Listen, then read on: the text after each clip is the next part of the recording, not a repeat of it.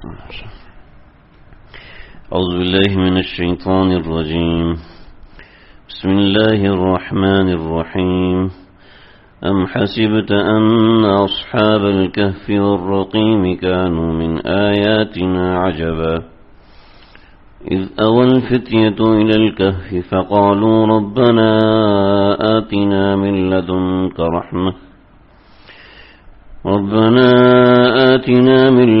رحمة وهيئ لنا من أمرنا رشدا وضربنا على آذانهم في الكهف سنين عددا ثم بعثناهم لنعلم أي الحزبين أحصى لما لبثوا أمدا نحن نقص عليك نبأهم بالحق إنهم فتية آمنوا بربهم وزدناهم هدى وربطنا على قلوبهم إذ قاموا فقالوا ربنا رب السماوات والأرض لن ندعو من دونه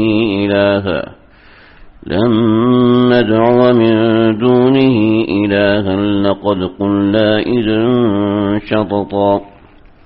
صدق اللہ العظیم. قرآن کی آیات اتنی مزیدار، اتنی زبردست ہیں. میں واقعہ پورا کر لوں اور پھر ہم ان آیات کو ترجمے کے ساتھ دیکھیں گے انشاءاللہ. اور ہمارے کافی درمیان میں ناغے ہو گئے، شاید 2 ہفتے یا 3 ہفتے ہمارے کافی ناغے ہو گئے ہیں، تو میں تھوڑا سا پیچھے سے واقعہ دہرا دوں. آپ لوگ بھی دعا کریں اللہ تعالیٰ مجھے استقامت نصیب فرمائے. مصروفیات ایسی ہیں، کام ایسے ہیں کہ اچانک جانا پڑ رہا ہے، اچانک آگے پیچھے، تو اللہ کرے مزید ناغہ نہ ہو. تو آپ حضرات بھی دعا کیجئے. ابھی ہو سکتا ہے اس جمعے کو میرا سفر ہو، پھر یہ عوارضات لاگو ہیں. تو بہرحال آپ لوگ دعا کیجئے کہ یہ بڑا بابرکت سلسلہ ہے اور ماشاءاللہ کافی 4-5 برس سے ہمارا چل رہا ہے.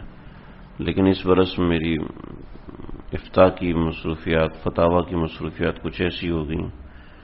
ابھی میرا آخری مقالہ ہے، اس میں مجھے کافی آگے پیچھے جانا پڑتا ہے، تو اس وجہ سے بہت کمزوری پائی جا رہی ہے. تو آپ دعا کریں اللہ قرآن کی اس خدمت سے ہمیں محروم نہ فرمائے. اور ناغہ ہو جانے سے سننے والوں پر بھی اثر پڑتا ہے، اس کا نقصان ہوتا ہے. مجھے اس کا خوب ادراک ہے، لیکن جہاں شرعی مجبوری اور شرعی نقطہ نظر ہو جاتا ہے وہاں انسان کو مجبوراً وہ قدم اٹھانا پڑتا ہے. میرے ایک بیان کے درمیان میں نے پیٹس کے حوالے سے کچھ بات کی. یہ پیٹس جانور جو پالتے ہیں لوگ، کتا پالتے ہیں، بلی پالتے ہیں، طوطے پالتے ہیں، اس طرح کی چیزیں پالتے ہیں پیٹ کے طور پر. کچھ تو تجارت کے طور پہ پالتے ہیں. تو میں نے اس کے حوالے سے کافی کچھ بات کی، بلی کے حوالے سے. اور میرے ایک تعلق والے نے اس بیان میں سے وہ چیز نکالی اور مجھ سے اجازت مانگی کہ ہم اس کا ویڈیو کلپ بناتے ہیں اور اس کو پھر نشر کریں گے. تو میں نے ان کو منع کر دیا. پیٹ کے حوالے سے لوگ بہت مبتلا ہیں، لوگ پیٹنگ کرتے ہیں، جانور کو سنبھالتے ہیں، بہت کثرت اس میں مبتلا ہے. خواتین بلی پالتی ہیں، بہت سی خواتین بلی پالتی ہیں، اس کے نقصانات ہیں. بہت سے لوگ کتا پالتے ہیں، اس کے نقصانات ہیں. چلو کتے کی تو شریعت میں ممانعت ہے. اس طریقے سے کچھ لوگ سانپ پالتے ہیں، کچھ لوگ کیا پالتے ہیں، کچھ لوگ کچھوا پالتے ہیں، عجیب عجیب قسم کی چیزیں. تو منع کرنے کی وجہ یہ ہے کہ جب پیٹ کے بارے میں بات آئے گی تو آج تک کسی نے پیٹ کے بارے میں بات کی نہیں. تو یہ نکیر کے طور پہ بات آئی ہے تو لوگ اس کو گناہ سمجھنے لگیں گے، حالانکہ یہ گناہ نہیں ہے. گناہ نہیں ہے. اور کوئی ایسی چیز جس میں ابتلاء عام ہے اس کے اوپر کوئی زبردست قسم کی نکیر کرے تو یہ مشہور ہونے کے لیے بہت بڑی چیز ہے. تو اس میں تو نفس داخل ہے. اور دوسرا اس میں نقصان یہ کہ لوگ اس کو، کچھ لوگ تو اس سے بچ جائیں گے، ٹھیک ہے جی ہم غلط کر رہے تھے توبہ کرتے ہیں، اور کچھ لوگ اس کو حرام سمجھنے لگیں گے. اور کوئی ایسی چیز جس کو شریعت نے حرام قرار نہیں دیا ہم اس کے اوپر نکیر اس انداز میں کریں کہ کوئی اس کو حرام سمجھنے لگے، یہ خود قابل نکیر ہے. غیر منکر پر نکیر کرنا یہ خود قابل نکیر ہے. غیر منکر پر نکیر یہ خود منکر ہے. یہ اتنا بڑا موضوع ہے، اتنا بڑا موضوع ہے، اتنا بڑا موضوع ہونے کے ساتھ اس قدر سینسٹیو ہے کہ میں اگر اس کے حوالے سے بتانا شروع کر دوں تو شاید مجھے 1 گھنٹہ یہیں پر ہو جائے. 1 گھنٹہ نہ صحیح تو آدھا گھنٹہ تو ہو ہی جائے. اس لیے کہ ہمارے معاشرے کے اندر بہت سی ایسی چیزیں. صبح ایک خاتون نے مجھ سے رابطہ کیا کہ میں ہمارے جو انسٹیٹیوٹ ہے یا ادارہ ہے جس میں ہمارا کام ہے، مجھے وہاں پر کالا برقع الاؤڈ نہیں ہے. کالا برقع الاؤڈ نہیں ہے. تو میں نے مفتیان کرام سے پوچھا. میں نے کہا برقعے کے اندر کالا ہونا شرط نہیں ہے. جہاں مجبوری ہے وہ دوسرے رنگ کا، تھوڑا گاڑا رنگ ہو اس رنگ کا پہن سکتی ہے. رنگین برقع پہنے گی تو اس سے تو ایک فیشن کا شائبہ ہوگا جو نہیں کرنا چاہیے، لیکن وہ حرام نہیں ہے. لیکن ہم نے اس کو اس طریقے سے ڈیفائن کیا کہ لوگ اس کو حرام سمجھیں، لوگ اس کو گناہ سمجھیں، لوگ اس کو اس طرح سمجھیں، حالانکہ یہ ایسا نہیں ہے. تو جو حدود ہیں ان کے بیان کرنے میں بڑی احتیاط ضروری ہے. یہ ایسا نہ ہو کہ کسی غیر حرام چیز کو میں اور کوئی دوسرا بندہ حرام سمجھنا شروع ہو. اور اللہ نے قرآن میں کتنا واضح لما تحرم ما احل اللہ لک. ہمارے ایک مولوی صاحب نے بیان کیا طلاق دینا کتنا بڑا جرم ہے، کتنا بڑا گناہ ہے. اور میں نے ان کو بیان کی فوراً کہا مولانا یہ مجھے بتانا طلاق دینا کہاں گناہ ہے؟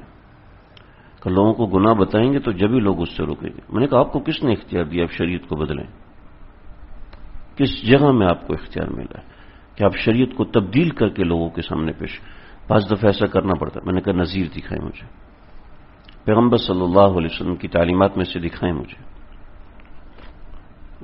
اب کیا کریں؟ اسی ممبر سے جمعے سے پہلے آپ توبہ کریں، سب کے سامنے اطلاع کریں کہ میں نے غلط جملہ بولا، میں اس پہ معافی مانگتا ہوں، اللہ سے معافی مانگتا ہوں، آپ لوگوں سے معافی مانگتا ہوں اگر اس بات کو کوئی غلط سمجھے. کہنے کو تو ایک بظاہر جملہ ہے، بھی اس سے کوئی اثر نہیں لے گا، معافی مانگے. کیا مطلب؟ آپ نے شریعت کو تبدیل کیا اور آپ اس کو اتنا ہلکا سمجھ رہے ہیں. تو ہمارے یہ چیز بڑی اہم ہے کہ شریعت کی حدود کو سمجھیں اور ایسی بات نہ کریں کہ جس سے سامنے والا حدود شریعت کو غلط سمجھنے لگے، یہ شریعت کے مسائل پہ غلط فہمی پیدا ہونے لگے. اللہ ہماری حفاظت فرمائے. تو بعض مرتبہ اس نوعیت کی چیزیں آ جاتی ہیں، نقصان تو ہوتا ہے لیکن وہ کرنا پڑتا ہے. یہاں پر اصحاب کہف کا واقعہ ہم پڑھ رہے تھے. اصحاب کہف وہ چند نوجوان تھے جنہوں نے بادشاہ سے بغاوت کی. بغاوت کرنے کے بعد انہوں نے غار میں پناہ لی اور اللہ رب العزت نے ان کی حفاظت فرمائی. آپ صلی اللہ علیہ وسلم نے فرمایا کہ سورہ کہف فتنہ دجال سے نجات کا ذریعہ ہے. تو اس سے سمجھ میں آیا کہ اللہ رب العزت نے جیسے ان لوگوں کی بے سر و سامانی میں مدد کی تھی، ایسے ہی اگر کوئی شخص اللہ توکل اور اللہ کے بھروسے پہ ایسا کام کرے کہ وہ بھلے سے کمزور ہے لیکن اپنی ہمت کو استعمال کرے، ہمت کو استعمال کر کے آگے بڑھے، تو اللہ تعالیٰ اس کی مدد ضرور فرماتے ہیں. اللہ تعالیٰ اس کی مدد کر کے رہتے ہیں.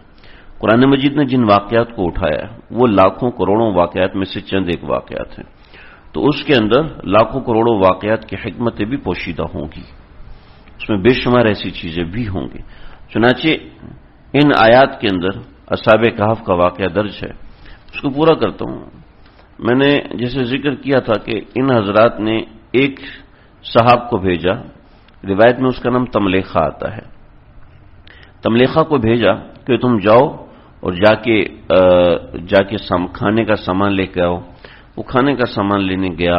وہ کھانے کا سامان لیتے ہوئے اس کو پتہ نہیں چلا اس نے کہ میں اسی زمانے میں ہوں یا اس سے 309 برس بعد کے زمانے میں ہوں. تو تملیخہ نے ان کو وہ دینار دیے جو اس کے پاس تھے. تو اس کے اوپر بادشاہ دقیانوس کے نام کی مہر لگی تھی. جب پاکستان کے نوٹ کے اوپر قائد اعظم کی تصویر بنی ہوئی ہے نا، تو اس طریقے سے اس زمانے کے اندر جو سکہ ہوتا تھا اس سکے کے اوپر بادشاہ کی نام کی مہر ہوتی تھی. پاکستان میں تو گورنر بینک اسٹیٹ بینک کی مہر کے نام کی دستخط ہوتے ہیں اور اس زمانے میں اس بادشاہ کے نام کی مہر ہوتی تھی. تو انہوں نے دیکھا یہ تو دقیانوس، وہ تو جانتے نہیں تھے دقیانوس کو، تو انہوں نے دوسرے کو بتایا، پھر تیسرے کو بتایا، یوں کرتے کرتے اس وقت کے بادشاہ تک بات پہنچی. پھر وقت کا بادشاہ اس کو لے کر گیا اور وہ تملیخہ اندر آیا اور اس نے کہا میں آپ کو لوگوں سے ملواتا ہوں. لیکن وہ اندر گیا تو اللہ رب العزت نے ان لوگوں کے دلوں پہ وحشت ڈال دی. جب وحشت ڈلی تو یہ لوگ وہاں سے بھاگے ہیں. اللہ نے بعض روایت میں آندھی چلا دی، ہوا چلا دی. چنانچہ اللہ رب العزت نے قرآن مجید میں فرمایا کہ اللہ رب العزت ان کے اوپر پردہ رکھیں گے اور کوئی ان سے مل نہ سکے گا. یہ مفہوم ہے. چنانچہ حضرت معاویہ رضی اللہ تعالیٰ عنہ کا جب زمانہ آیا تو حضرت عبداللہ بن عباس رضی اللہ عنہ سے عرض کیا کہ یہ جو غار ہے، 3 قسم کی غاریں مشہور ہیں، ان میں سے ایک غار کے بارے میں حضرت معاویہ نے پوچھا کہ یہ جو غار ہے اس غار کے بارے میں مشہور ہے کہ اصحاب کہف ہیں. تو حضرت عبداللہ بن عباس نے فرمایا رضی اللہ تعالیٰ عنہ کہ آپ سے بہتر جو پیغمبر تھے اللہ نے ان سے بھی ان کو پردے میں رکھا تھا، تو آپ سے کیوں نہیں پردے میں رکھیں گے، لہٰذا آپ دیکھنے کی کوشش نہ کریں. تو حضرت معاویہ رضی اللہ تعالیٰ عنہ نے سمجھا کہ کوئی ہو سکتا ہے کہ اس میں سعادت مل جائے مجھے، اس لیے کہ آپ صلی اللہ علیہ وسلم نے فرمایا کہ جو شداد ہے اس کی جنت کو میرا ایک امتی دیکھے گا. تو ایک تابعی حضرت عمر کے زمانے میں ایک علاقے سے گزر رہے تھے تو دیکھا کہ ہر طرف سونے کی اشرفیاں اور عجیب عجیب طرز کی نہریں اور ان میں آبشاریں اور جھرنے بہ رہے ہیں اور عجیب عجیب ایسی خوبصورتی. بڑا حیران ہوا تو کہ یہ کیسی جگہ ہے. تو ایک پتھر نیچے سے اٹھایا سبز رنگ کا، وہ پتھر اٹھایا اور اپنی جیب میں ڈال دیا اور وہاں پر لیٹا اور سو گیا. تھوڑی دیر بعد اٹھا تو دیکھا ویرانہ. بڑا پریشان ہوا، حضرت عمر کے پاس گیا اور حضرت عمر کے پاس جا کے عرض کیا کہ میں نے یہ سارا سسٹم دیکھا ہے لیکن جب میں اٹھاؤں تو وہاں پر ویرانہ تھا. تو کہا کہ بھئی تمہارے پاس کیا ثبوت ہے کہ تم نے یہ جگہ دیکھی؟ کہ میں نے اس میں سے پتھر اٹھا کے جیب میں ڈال لیا تھا. تو دیکھا کہ سبز رنگ کا پتھر تھا جو کہ بہت ہی عجیب و غریب، جو پورے علاقے میں کہیں بھی میسر نہیں تھا. تو حضرت عمر نے فرمایا کہ ہاں میں نے نبی اکرم صلی اللہ علیہ وسلم سے سنا ہے کہ فلاں علاقے میں شداد کی جنت ہے اور اس جنت کے اندر میرا ایک امتی اس جنت کو ضرور دیکھے گا. چنانچہ تیرے بارے میں یہ دعا اللہ تعالیٰ نے قبول فرمائی ہے آپ صلی اللہ تعالی علیہ وسلم کی، لہٰذا تو نے وہ جنت دیکھی ہے، لہٰذا میں تیرا اعتبار کرتا ہوں. حضرت معاویہ یہ سمجھے کہ یقیناً میرے ہو سکتا ہے کہ اللہ رب العزت مجھے یہ دکھا دے، یہ نشان قدرت دکھا دیں. یہ اس طرح کی بات کوئی حضرت معاویہ نے سمجھی ہوگی تو چلے گئے اور اپنے کچھ بندوں کو بھیجا، لیکن وہاں پہ ایسی ٹھنڈی ہوا چلی کہ جو ان لوگوں کو جھونک کے پرے پھینک دیا، ان کے دلوں پہ دہشت طاری ہوگی. تو حضرت معاویہ نے بھی اس کو دیکھنے سے پیچھے ہٹ گئے. تو یہ حضرات دوبارہ 309 برس کے بعد سوئے تو جو دوسرا بادشاہ تھا اس بادشاہ نے ایسا کیا کہ اس علاقے میں جو مسجد اس جگہ پر ایک مسجد بنا دی اور وہاں پہ ایک تختی لگا دی جس تختی پہ ان اصحاب کہف کا نام لکھ دیا. اردن میں ایک جگہ ہے، اسی طریقے سے شام میں ایک جگہ ہے اور اسی طریقے سے بیت المقدس کے پاس ایک جگہ ہے. 3 مقامات ایسے ہیں کہ جن مقامات کے حوالے سے مشہور ہے کہ یہاں پہ اصحاب کہف ہیں اور وہاں جو غار ہیں وہ بالکل ایسے غار ہیں جیسے قرآن مجید میں بیان کیے گئے. اور پھر اسی طریقے سے وہاں پر چند ایسے لاشیں رکھی ہوئی ہیں کہ جن کی ہڈیاں لوگوں کو نظر آ رہی ہیں اور وہاں پر ایک کتے کی لاش بھی ہے، یعنی اس کی ہڈی بھی رکھی ہوئی ہے. باہر ہلکی چھوٹی سی ایک یعنی کہ عمارت کا نشان ہے جس سے سمجھ میں آتا ہے کہ یہ مسجد ہے اور ایک تختی بھی لگی ہوئی ہے جس کے اوپر ان اصحاب کہف کے نام لکھے ہیں، مقسلمینہ، تملیخہ، یملیخہ، ساجنوش، زوردنوش، اس طریقے سے کچھ 7 نام ان کے لکھے ہوئے ہیں. اور ان اصحاب کہف یہاں پہ جو جیسے لوگ لیٹے ہوئے ہیں تو اندازہ لگا کہ 21 لوگ ہیں، بعضی جگہوں پہ دوسری جگہوں پہ اندازہ لگا کہ 7 لوگ ہیں اور ایک جگہ اندازہ لگا کہ 14 لوگ ہیں. تو اس طریقے سے اصحاب کہف کی تعداد کے بارے میں کچھ ایسی بات ہے. میں اب قرآن مجید سے اس کا ترجمہ کرتا ہوں اور ہم اس واقعے کو مکمل کرتے ہیں. ام حسبت ان اصحاب الکہف والرقیم، یہ تو ہم نے زبانی بات کی ہے، کچھ پرانی باتیں تھی، کچھ نئی باتیں میں نے ذکر کی. تو اب یہاں سے سمجھیں. آیت نمبر 9 ہے سورۃ الکہف، ام حسبت ان اصحاب الکہف والرقیم، تم کیا سمجھتے ہو کہ ان اصحاب الکہف والرقیم، کہ اصحاب کہف اور اصحاب رقیم. رقیم کیا ہے؟ رقیم کے حوالے سے میں بتا چکا ہوں، پورا ایک واقعہ میں نے سنایا تھا غار والے حضرات. لیکن میں نے یہ بھی بتایا تھا کہ حضرت عبداللہ بن عباس رضی اللہ عنہ فرماتے ہیں قرآن مجید کے 3 مقامات ایسے ہیں جس کے بارے میں مجھے پتہ نہیں ہے. سورہ کہف آیت نمبر 9، تو ان میں ایک رقیم کا کیا معنی فرمایا یہ بھی مجھے نہیں پتا. کانوا من آیاتنا عجبا، ان کی باتیں عجیب ہیں، میں بتا چکا ہوں. اذ اول فتیۃ الی الکہف فقالوا ربنا آتنا من لدنک رحمہ وہیئ لنا من امرنا رشدا. حاصل اس آیت کا یہ ہے کہ اللہ بتا رہے ہیں کہ تم کیا سمجھتے ہو کہ اصحاب قاف اذ اول فتیۃ، اللہ یہ فرما رہے ہیں کہ جب ان نوجوانوں نے ایک غار میں پناہ پکڑی، اسباب اختیار ہو گئے اور کہنے لگے فقالوا ربنا آتنا من لدنک رحمہ وہیئ لنا من امرنا رشدا، اور اللہ تعالی سے دعا مانگ لی. ٹھیک، آگے چلیں. فضربنا علی آذانہم فی الکہف سنین عددا. حاصل اس آیت کا یہ ہے کہ اللہ نے فرمایا کہ ہم نے ان کی مدد ایسے کی کہ ہم نے اس کو باہر سے بے خبر کر دیا. ثم بعثناہم لنعلم ای الحزبین احصی لما لبثوا امدا. پھر ہم نے ان کو جگایا تاکہ ان کو پتہ چل سکے کہ ہم نے ان کے ساتھ کیا گیا ہے، کون کتنا سویا ہے. بس حاصل بتا رہا ہوں. ثم بعثناہم، اچھا، نحن نقص علیک نبأہم بالحق، ہم آپ کو جو واقعہ سنائیں گے وہ ٹھیک ٹھیک واقعہ سنائیں گے، اس لیے کہ اس واقعے کی خبر اور کسی کو نہیں ہے. ٹھیک ہے، صرف سینہ در سینہ یہودیوں کو یہ واقعہ نقل کیا گیا تھا، اس کے علاوہ اس واقعے کی خبر نہیں ہے. تو اس میں بہت سی ایسی باتیں شامل ہو چکی تھیں جو کہ لوگوں کی من گھڑت تھیں. تو اللہ نے فرمایا کہ ہم اس کو ٹھیک ٹھیک کر کے سنائیں گے. وہ کیا واقعہ ہے؟ انہم فتیۃ آمنوا بربہم وزیدناہم ھدا. یہ کچھ ایسے نوجوان تھے جن کو ان کے پروردگار نے ایمان کی دولت سے نوازا تھا، بغیر پیغمبر کے، بغیر رسالت کے، بغیر کتاب کے اللہ نے ایمان دیا. اور نہ صرف یہ کہ ایمان دیا کہ بلکہ ان کا ایمان وزیدناہم ھدا، بلکہ ہدایت ان میں بڑھتی ہی جا رہی تھی. چنانچہ کوئی شخص یہ بہانہ بنائے کہ یار میرا تو شیخ یہاں پر موجود نہیں ہے، میری کیسے اصلاح ہوگی. کوئی یہ بہانہ بنائے کہ جناب میرے پاس تو پیسے نہیں ہیں، میں تو امیر آدمی نہیں ہوں، میں تو یہ نہیں. اللہ فرماتے ہیں جس کے پاس کوئی ذریعہ نہیں، پیغمبر بھی نہیں، ہدایت بھی نہیں، پھر بھی اللہ نے ایمان بھی دیا اور اللہ نے ہدایت بھی دی. نہ صرف یہ کہ ہدایت دی بلکہ وَرَبَطْنَا عَلَىٰ قُلُوبِهِمْ إِذْ قَامُوا فَقَالُوا رَبُّنَا رَبُّ السَّمَاوَاتِ وَالْأَرْضِ لَن نَّدْعُوَ مِن دُونِهِ إِلَٰهًا لَقَدْ قُلْنَا إِذًا شَطَطًا. نہ صرف یہ کہ وہ مضبوط تھے بلکہ دو ٹوک بھی تھے، یعنی ایسے نہیں تھے کہ صرف خود مضبوط ہوں بلکہ ایسے تھے کہ اپنے کام کے اوپر ڈٹے ہوئے تھے، ایسا ان کو پکا یقین تھا. کیوں جناب؟ آصف سے میں پوچھوں 2 2 5 ہوتے ہیں؟ نہیں 4 ہوتے ہیں. تمہیں پتہ نہیں میں وزیر اعظم ہوں، تو وزیر اعظم ہے، اس کا ابا ہو، 2 2 4 ہی ہوتے ہیں، 5 نہیں ہوتا ہے نا. یعنی یہ اس قدر پکا ڈٹا ہوا ہے کہ اس کے اوپر کوئی کمپرومائز نہیں. جب اس کے اوپر کوئی کمپرومائز نہیں تو اس کا مطلب ہے کہ بہت پکا ہے. تو اللہ رب العزت نے ان کے قلب میں اس بات کو بہت مضبوطی سے ثابت کر دیا اور بادشاہ کے سامنے کھڑے ہوئے. ربنا رب السماوات والارض لن ندعو من دونه الها لقد قلنا اذا شططا. بادشاہ جو کہتا تھا نا، وہ کہتا تھا میں تو تمہارا خدا ہوں، میں نے ان سب چیزوں کو میں نے پیدا کیا، ان سب چیزوں کو میں نے پیدا کیا. لیکن کبھی اس نے دعویٰ نہیں کیا تھا کہ زمین و آسمان کو اس نے پیدا کیا.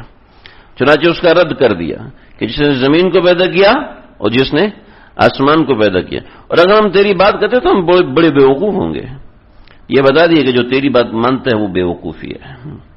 ہؤلاء قوم اتخذوا من دونه الہا. یہ ہماری قوم ایسی ہے جس نے دوسرے خداؤں کو معبود بنا لیا. لا یاتون علیہم بسلطان بین، اور ان کے پاس ان کے خدا ہونے کی کوئی دلیل نہیں، کوئی دلیل نہیں ہے جو واضح ہو. فمن اظلم ممن افترى علی اللہ کذبا. تو کون شخص ہوگا جو کہ اللہ پر جھوٹ باندھے؟ اس شخص سے بڑا ظالم کون ہوگا جو اللہ پہ جھوٹ باندھے؟ دیکھو جی مزے کی بات بتاؤں، قرآن مجید نے بہت سی باتیں کی. فمن اظلم ممن کتم شہادۃ عنده من اللہ. اس شخص سے بڑا ظالم کون ہوگا جو اللہ کی گواہی کو چھپائے. فمن اظلم ممن منع مساجد اللہ. اس شخص سے بڑا ظالم کون ہوگا جو اللہ کی مسجد سے روکے. ٹھیک ہے. اور یہاں پہ فمن اظلم ممن افترى علی اللہ کذبا، اس شخص سے بڑا ظالم کون ہوگا جو اللہ پہ جھوٹ باندھے. میرا سوال سمجھ میں آ رہا ہے کہ آپ نے کیا ہی نہیں کہ میں جو طرز اپنایا ہے اس سے سوال آپ کو سمجھ میں آ رہا ہے. ایک جگہ پہ اللہ قرآن میں فرما رہے ہیں کہ مسجد سے روکنے والا سب سے بڑا ظالم، ایک جگہ فرما رہے ہیں کہ جو اللہ کو نہ مانے وہ سب سے بڑا ظالم، ایک جگہ فرما رہے ہیں جو اللہ پہ جھوٹ باندھے وہ سب سے بڑا ظالم. اب سب سے بڑا تو ایک ہی ہوگا نا جی، سب سے بڑا ایک ہی ہوگا. تو اللہ کبھی اس کو سب سے بڑا کریں، کبھی اس کو سب سے بڑا کریں، کبھی اس کو سب سے بڑا کریں. ہیں جی، سوال سمجھ میں آیا؟ ابھی آیا؟ مزیدار سوال ہے. چلو جی جواب سن لو. جواب یہ ہے کہ ہر فیلڈ میں کوئی نہ کوئی بڑا ہوتا ہے. ٹھیک ہے. جیسے یہ ہمارا سب سے بڑا پڑھا لکھا ڈاکٹر ہے، لیکن وہ سب سے بڑا پڑھا لکھا انجینئر نہیں ہے. یہ ہمارا سب سے زیادہ پڑھا لکھا مفتی ہے، لیکن وہ سب سے بڑا انجینئر نہیں. ٹھیک. ہر نو میں اپنا بڑا ہوتا ہے. چنانچہ جھوٹ کی نو میں سب سے بڑا جھوٹا وہ ہے جو اللہ پہ جھوٹ باندھے. ٹھیک ہے. عبادت کو روکنے کی روح میں سب سے بڑا وہ ہے جو مسجد جانے سے روکے. ٹھیک ہے. چھپانے کی نو میں سب سے بڑا وہ ہے جو اللہ کی شہادت کو چھپائے. ٹھیک ہے. تو فمن اظلم ممن افترى علی اللہ کذبا، یہ لوگ سب سے بڑے جھوٹے ہیں کہ انہوں نے اللہ پہ جھوٹ باندھا ہوا ہے. پھر فرمایا وَإِذِ اعْتَزَلْتُمُوهُمْ وَمَا يَعْبُدُونَ إِلَّا اللَّهَ فَأْوُوا إِلَى الْكَهْفِ يَنشُرْ لَكُمْ رَبُّكُمْ مِنْ رَحْمَتِهِ وَيُهَيِّئْ لَكُمْ مِنْ أَمْرِكُمْ مِرْفَقًا. کہا کہ بھئی یہاں ہم رہیں گے تو ہمارے ایمان میں سلامتی نہیں ہوگی، لہذا بہتر یہ ہے کہ ہم اس علاقے کو چھوڑ کے چلے جائیں. چنانچہ سمجھایا ہے کہ بہادر نہ بنو، اپنے ایمان اور دین کے حوالے سے بہادر نہ بنو. جہاں تمہیں خطرہ ہو کہ میرے ایمان کو نقصان پہنچے گا اس جگہ کو چھوڑ دو. جہاں تمہیں خطرہ ہو میرے اعمال کو نقصان پہنچے گا اس جگہ کو چھوڑ دو. جس نوکری میں خطرہ ہے کہ میں اس میں گناہ میں مبتلا ہو جاؤں اس نوکری کو چھوڑ دو. وَيُهَيِّئْ لَكُم مِّنْ أَمْرِكُم مِّرْفَقًا، اللہ آسانی پیدا فرمائیں گے. اس یقین کے ساتھ چھوڑیں. ہم لوگ کام کرتے ہیں اور ہمارا یقین اللہ پر نہیں ہوتا. یہ بہت غلط بات ہے. یقین اللہ پر ایسا مضبوط ہونا ہے. میں نے چند ایک لوگوں کو دیکھا، ان کا یقین اللہ کی ذات پہ اتنا مضبوط کہ مجھے خود شرمندگی ہونا شروع ہو جاتی. یہ تو دنیا دار قسم کا آدمی ہے اور اس کا یقین اللہ کی ذات پہ کتنا مضبوط ہے. میں شرمندہ ہو گیا کہ اس کو کتنا یقین ہے اور میں اپنا دیکھتا ہوں تو مجھے کچھ یقین ہی نہیں. تو ہمیں ضرورت ہے ہم اللہ کی ذات پہ بھروسہ کرنے کی عادت ڈالیں. اچھا وہ کیسے ہوگا؟ ایسے ہوگا، اسی آیت میں سکھایا فَأْوُوا إِلَى الْكَهْفِ يَنشُرْ لَكُمْ رَبُّكُمْ مِنْ رَحْمَتِهِ وَيُهَيِّئْ لَكُمْ مِنْ أَمْرِكُمْ مِرْفَقًا. اللہ کی رحمت پہ بھروسہ کرو. کیسے؟ دعا کیا اور یہ یقین رکھا کہ اب اللہ کام بنائیں گے، ضرور بنائیں گے. کیوں؟ میں نے کہہ دیا. ایسا یقین ہو. ٹھیک ہے. اس کے بعد اگر کام نہیں ہوتا تو اپنے یقین کو توڑے نہیں. سمجھے؟ ہاں یہ کوئی خیر ہوگی اللہ نے اس لیے نہیں دیا. یقین رکھے کوئی خیر ہوگی اب کیا کریں اللہ نے نہیں دیا، یہ نہ ہو. سمجھ؟ اسی میں خیر ہے کہ یقین رکھے. اور اس میں بڑا مزہ ہے، بڑی لذت ہے اس کے اندر. جو شخص کبھی اللہ پہ بھروسہ کرے اور یہ یقین رکھے. وہ حکایت ہے نا، لوگ صلاۃ الاستسقاء پڑھنے کے لیے میدان میں گئے تو ایک بچہ چھتری لے کے گیا تھا کہ مجھے یقین ہے کہ اللہ بارش کریں گے کیونکہ میں اللہ سے مانگنے آیا ہوں. تو ایسا ہمیں اپنا یقین بنانا چاہیے. اپنے ساتھ کھیلیں، اپنے یقین کے ساتھ کھیلیں. اپنے آپ کو تھوڑی دیر کے لیے بیوقوف بنائیں. میرا یہ کام اللہ ضرور کریں گے. ارے کر کے دیکھیں. وَيُهَيِّئْ لَكُم مِّنْ أَمْرِكُم مِّرْفَقًا، کھولیں گے اللہ تعالیٰ راستہ. اب اللہ اس کی لوکیشن بتا رہے کہ ہم نے کہاں ان کو سلایا. وترى الشمس اذا طلعت تزاور عن كهفهم ذات اليمين واذا غربت تقرضهم ذات الشمال وهم في فجوة منه. وہ غار فجوہ کہتے ہیں، جیسے اس کمرے میں داخل ہوں تو یہ کمرہ اندر جا کے ہے نا، تو ایسے غار کے اندر داخل ہوں تو غار اس طریقے سے اندر تو کو اندر کر کے کھدی سی ہوئی تھی، نہیں کھدی تو نہیں ہوئی تھی لیکن غار ایسی تھی، اور دوسری طرف سے بھی غار تھی. تو مطلب یہ کہ اللہ نے وینٹیلیشن کا انتظام کیا تھا، روشنی آنے کا انتظام کیا تھا، لیکن دھوپ پڑنے سے بچایا. ٹھیک ہے، اس سے اطباء نے لکھا کہ دھوپ میں نہیں سونا چاہیے، دھوپ میں سونے سے گریز کرنا چاہیے، اور اسی سے سمجھا کہ دن میں زیادہ نہیں سونا چاہیے، دن میں زیادہ نہیں سونا چاہیے. اگر سونا مجبوری ہو تو اندھیرا کر کے سوئے، کہ سونا رات کے لیے ہے. دن میں ہاں دن میں تھوڑا سا سونا مسنون ہے، کیلولے کی سنت تمام انبیاء نے ادا فرمائی. تو اس میں یہ بھی سمجھا ہے کہ تم سورج کو دیکھو گے تو وہاں سے کٹ کے نکلے گا، دائیں طرف جھک کے نکلے گا، اور جب غروب ہوگا تو بائیں طرف کٹ کے نکلے گا. اس طریقے سے سورج طلوع ہوتا ہے، اس طریقے سے سورج غروب ہوتا ہے. اور وہم فی فجوۃ من، اور وہ اس کے اندر کھو کے اندر موجود تھے. ذالک من آیات اللہ، یہ اللہ کی نشانی ہے. اور من یہد اللہ فہو المہتد، جس کو اللہ ہدایت دے وہ ہدایت پاتا ہے. ہاں بھئی کتنی بڑی باتیں ہیں اس کے اندر. جس کو اللہ ہدایت دے وہی ہدایت، جس کو اللہ ہدایت نہ دینا وہ چاہے کچھ بھی ہو جائے اللہ اس کو تباہ و برباد کر دیتے ہیں. حضرت عمر بن خطاب ایک راہب کو دیکھ کے روئے روئے روئے، ہچکی بند گئی کہ کیوں روئے؟ فرمایا کہ اس نے زندگی بھر مجاہدات گزارے، مجاہدات کے ساتھ زندگی گزاری، کیونکہ اپنے آپ کو عیسائیت میں برحق سمجھتا تھا، لیکن اب جب مر رہا ہے تو کفر پہ مر رہا ہے، آخرت میں بھی تکلیف اٹھائے گا. تو ہدایت اپنے زور بازو پر نہیں ہوتی.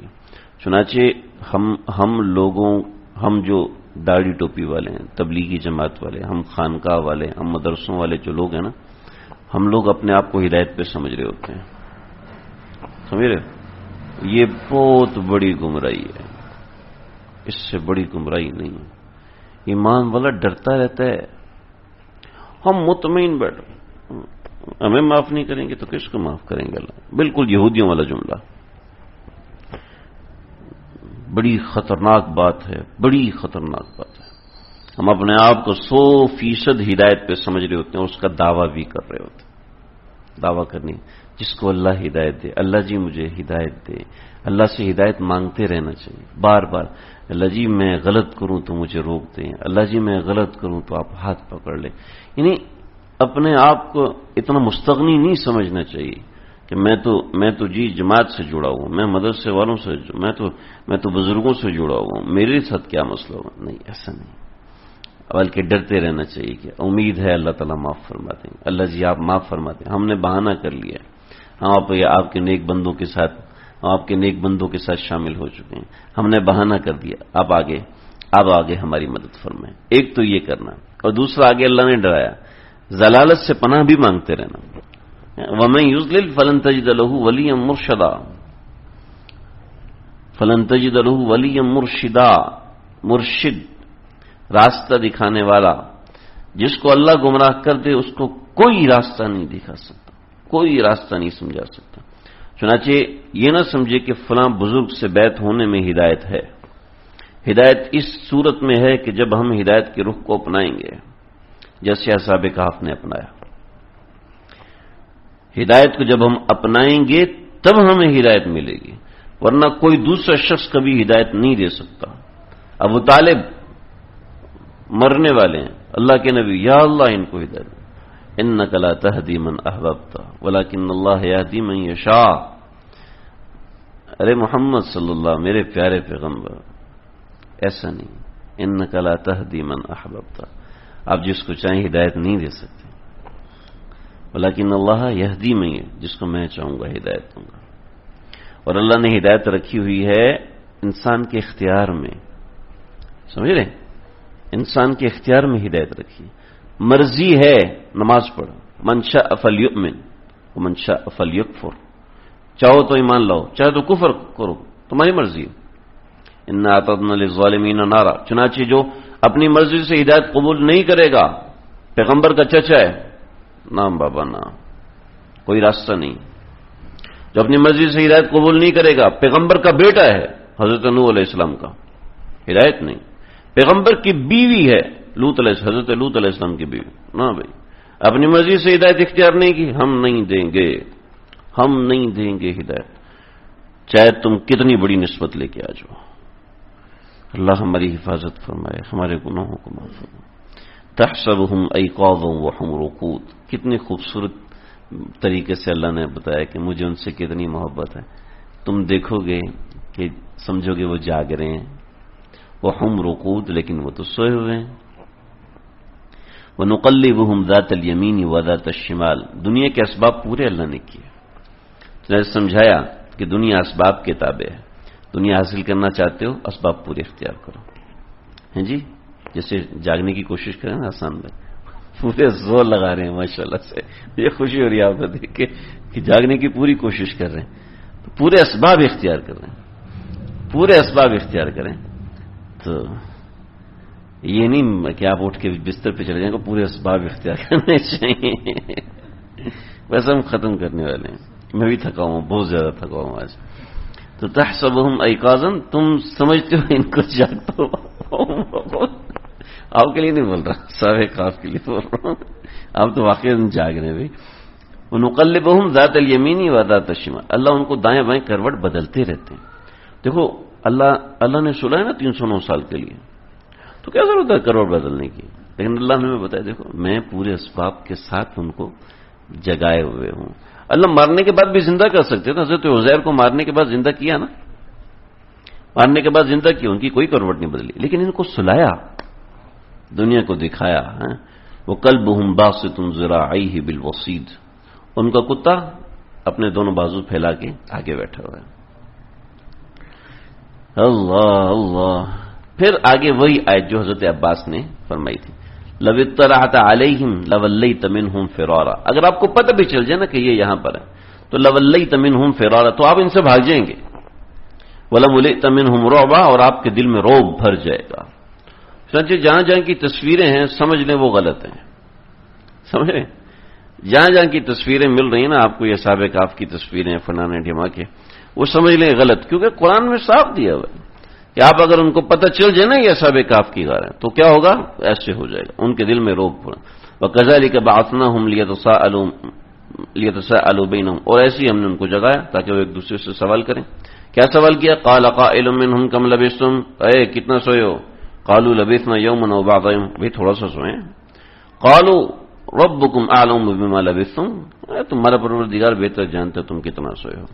فَابْعَثُوا أَحَدَكُمْ بِوَرَقِكُمْ هَذِهِ إِلَى الْمَدِينَةِ فَلْيَنظُرْ أَيُّهَا أَزْكَىٰ طَعَامًا، کسی کو پیسے دو، بھیجو، اور اس سے کہو کہ اچھا کھانا لے کر آئے. أَيُّهَا أَزْكَىٰ طَعَامًا، اچھا کھانا کس کا ہے وہ لے کر آئے. سمجھ رہے؟ لہذا اچھے کھانے کے لیے تگدو کرنا یہ متقی پرہیزگار لوگوں کا شعار ہے. سمجھ رہے؟ اللہ والے تو سادہ سادہ روٹی کھاتے ہوتے ہیں، اللہ والوں کو جلی مل جائے تب بھی کھا لیتے ہیں، خشک مل جائے تب بھی کھا لیتے ہیں، ٹھیک ہے، لیکن اس کے ساتھ یہ بھی ہے کہ وہ اچھا کھانا بھی کھاتے ہیں. سمجھ رہے؟ چنانچہ ہمارے مدرسے میں حضرت کو شکایت لگا، حضرت ماشاءاللہ سے حضرت 15 دن ہو گئے مستقل کدو پک رہے ہیں، کدو پک رہے ہیں. تو کہنے لگے کدو آپ صلی اللہ علیہ وسلم کو پسند تھے، اس میں کیا مسئلہ ہے؟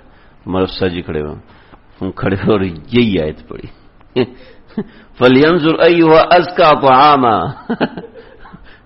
دیکھو تو کہتے ہیں یہ تو غلط بات ہے بھائی، آپ کو کدو کیوں؟ حضرت پھر آپ ہمارے ساتھ بیٹھ کے کھانا کھائیں گے اور آپ کا ازکا طعام ہم کھائیں گے. تو ویسے ایسا چلتا ہے. کہاں گیا جی؟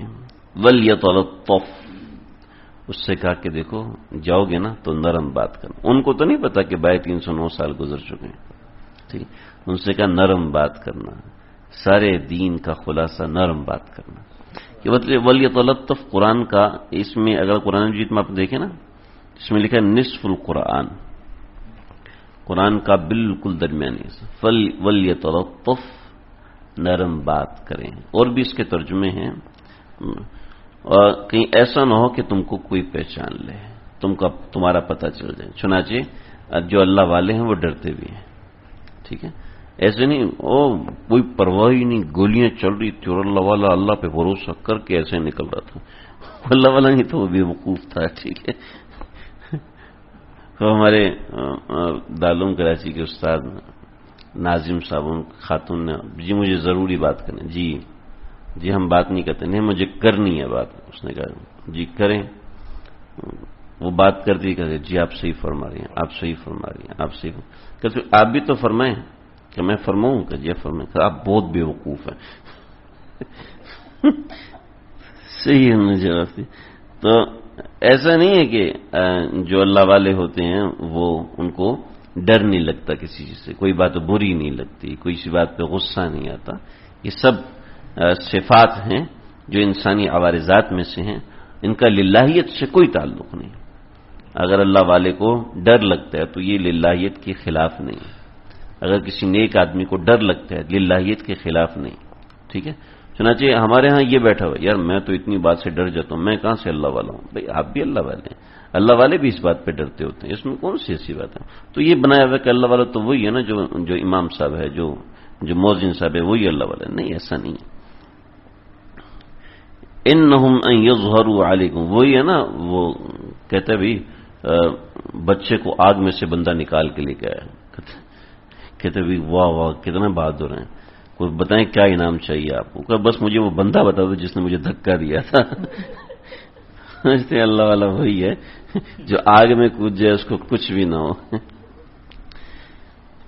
اللہ ان یظہروا علیکم یرجموکم او یعیدوکم فی ملتکم، ایسا نہ ہو تمہارا پتہ چل جائے وہ تمہیں رجم کر دیں یا تمہیں تمہارے دین میں واپس لے آئیں. ولن تفلحوا اذا ابدا، اور اگر ایسا ہو گیا تو ہم کبھی بھی ہدایت نہیں. ڈر رہے ہیں تو اگر اللہ والے کو حالات کا ڈر ہے، رزق کا ڈر ہے، تو کوئی اس میں مسئلے والی بات نہیں. وَكَذَلِكَ عَثَرْنَا عَلَيْهِمْ لِيَعْلَمُوا أَنَّ وَعْدَ اللَّهِ حَقٌّ، اور اس علاقے میں یہ بات راجے تھی یہ بات کہ مرنے کے بعد دوبارہ زندگی نہیں ہے. زیادہ لوگ اسی کی طرف جا رہے تھے، کم لوگ اس بات پہ رہ رہے تھے. چنانچہ ان کے ذریعے سے اللہ نے یہ بات زندہ کر دی کہ نہیں یہ دیکھو ان کو اللہ نے سونے کے بعد دوبارہ جگایا. اس کا مطلب ہے قیامت موجود ہے. وَكَذَلِكَ عَثَرْنَا عَلَيْهِمْ لِيَعْلَمُوا أَنَّ وَعْدَ اللَّهِ حَقٌّ وَأَنَّ السَّاعَةَ لَا رَيْبَ فِيهَا إِذْ يَتَنَازَعُونَ بَيْنَهُمْ، جب آپس میں جھگڑا کر رہے تھے. أَمْرَهُمْ فَقَالُوا ابْنُوا عَلَيْهِمْ بُنْيَانًا، ان سے کہا کہ ابھی ان کے اوپر ایک مسجد بناؤ، ان کے اوپر ایک مسجد بناؤ. ربهم اعلم بهم، اور اللہ تعالیٰ جانتے ہیں ان لوگوں کو تم سے زیادہ. لہذا قرآن مجید نے کوئی وضاحت نہیں کی کہ مسجد بنائی گئی کہ نہیں بنائی گئی. اشارہ کر دیا کہ فقال الذین غلبوا علی امرہم لنتخذن علیہم مسجدا.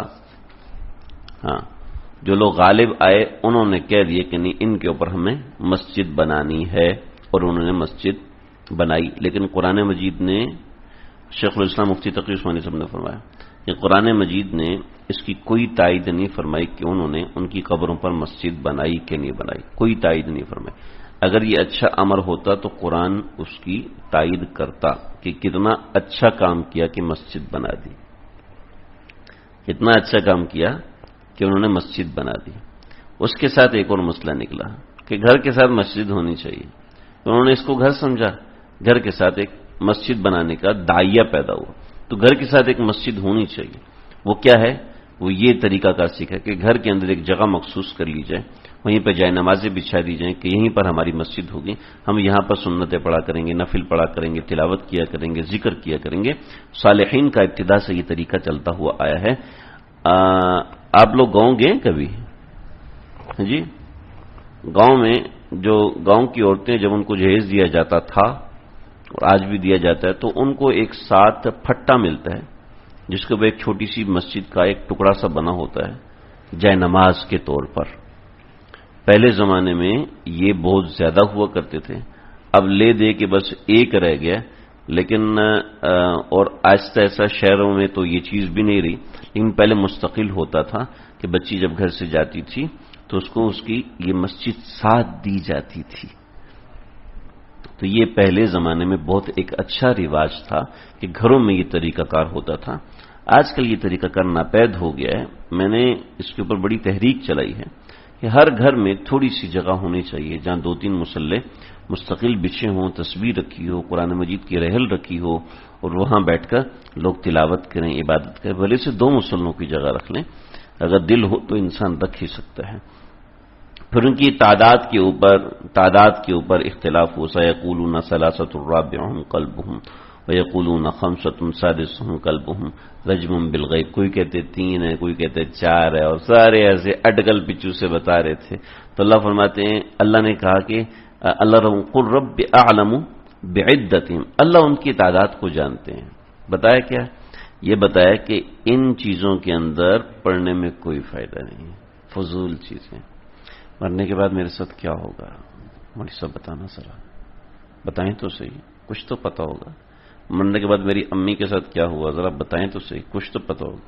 اس طرح کی فون کالیں میں نے اتنی سنی ہے کہ میرا حالت خراب ہوگی کہ مرنے کے بعد کیا ہونا ہے، کس طریقے سے ہونا ہے. بالآخر میں نے ایک بیان کر دی جس میں چند باتیں حدیث میں بیان کی ہیں، اس کے علاوہ کچھ نہیں.